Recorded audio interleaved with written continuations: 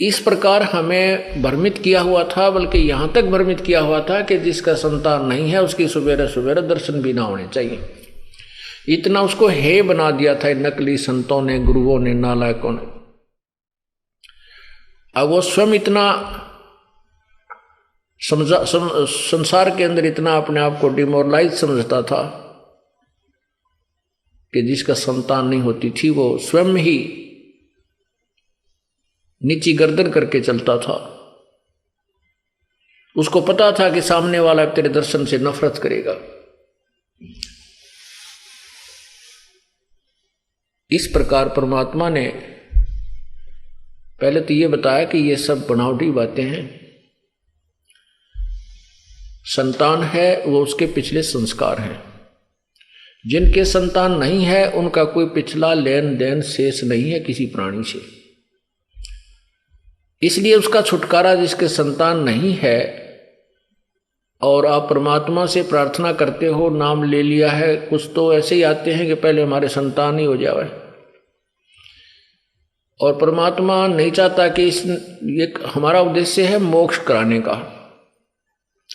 हमारा ये जो विद्यालय है, हमारा ये सत्संग स्थल है, ये वो स्कूल है, ये वो विद्यालय है जहाँ पर आत्मा का मोक्ष कराया जाता है। इसके साथ साथ जो अन्य कष्ट हैं, जो आवश्यक वस्तुएं हैं, वो भी प्रभु अपने कोटे से प्रदान करता है।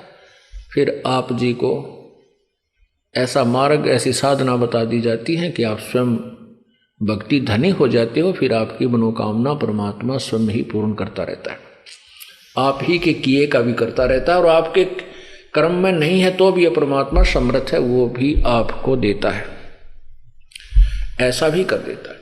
उसके बाद फिर आप संतान मांगते हो और परमात्मा नहीं दे रहा है, तो ये ज्ञान से अपने इस मन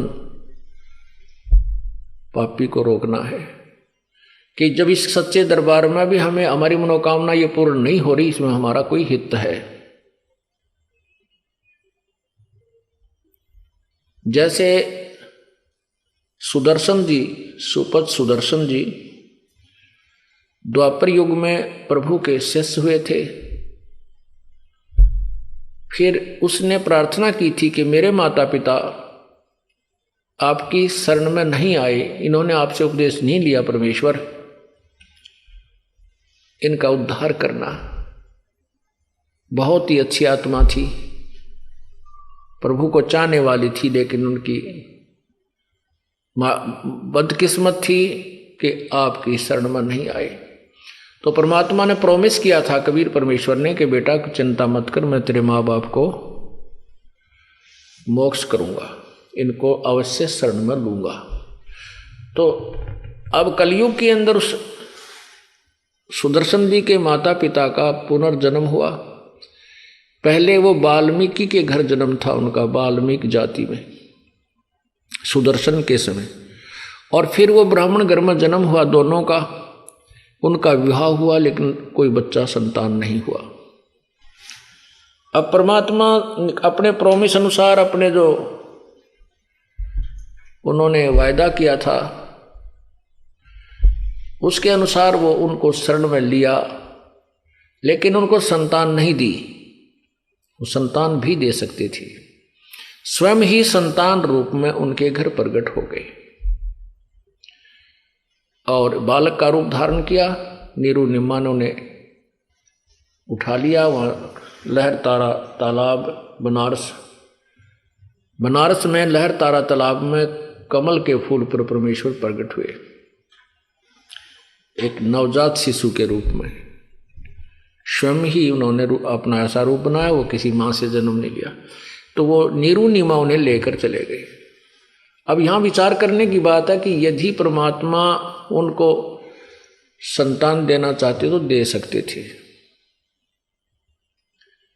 लेकिन उनका कोई पीछे लेन देन संस्कार नहीं था किसी आत्मा का।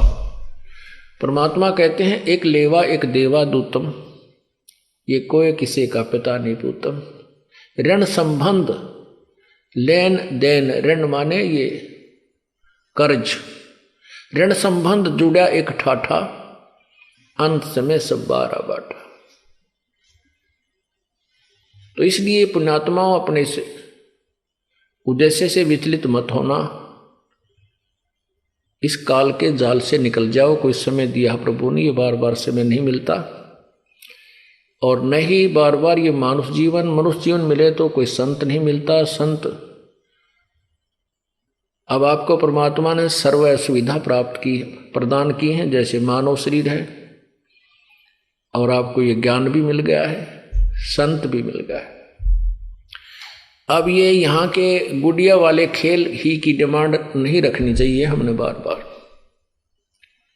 जब आप इसकी शरण में आगे हो परमात्मा कबीर जी की में, तो ये कोई बालक नहीं, अबोध नहीं, अनजान नहीं कि ये हमारे दुखों से परिचित ना हो या हमारी समस्याओं से अपरिचित हो। जिसने सारे ब्रह्मांडों की रचना की, जिसने सब पृथ्वी सूर्य चंद्रमा जी को कैसे घुमा रखा है बगैर किसी सपोर्ट के, बगैर किसी सहारे के रोका हुआ है, जैसे कोई ना कोई सपोर्ट लगा दिखाई देता। अपनी शक्ति से इनको परमात्मा बिल्कुल सुचारू रूप से घुमा रहे हैं।